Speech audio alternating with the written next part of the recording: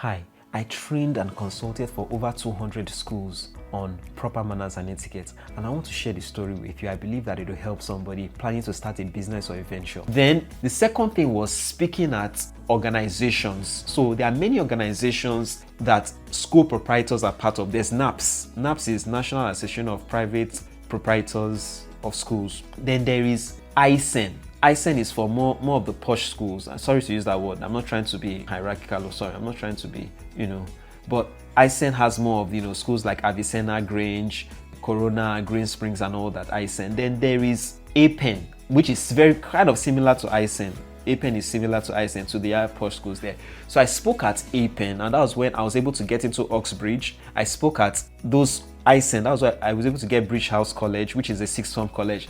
I was able to get into the room for Corona secondary schools and primary schools. So if you want to do it, you want to speak at these organizations. I've listed a couple of them. I've listed NAPS, ISEN, APEN, there's AFED, Association of Formidable Educators. There is even LUMS. LUMS is League of Muslim Schools. I spoke at one of their meetings as well. I trained one or two Muslim schools. Taqwa Private School. Shout out to Taqwa Private Schools. Now, the other one is OMEP. OMEP, amazing. I spoke there. That's where I got to teach at Jelila's secondary schools. Shout out to Mrs. Yela Saki. And then Pauline Johnson School. Then, Pauline Johnson School then. So that's how virtually I got to train. The other schools I trained without a referral. I just drove into the schools like Silverwood School on the mainland.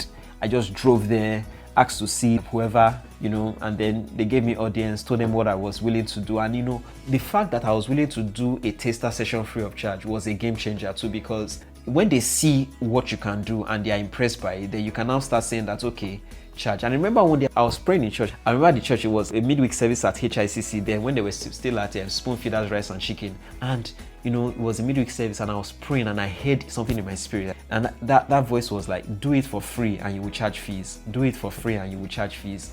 I'll never forget. And then when I started sending out free proposals, that was when people started calling me. So sometimes you want to obey the Holy Spirit. You follow your heart, I don't want to sound too spiritual here.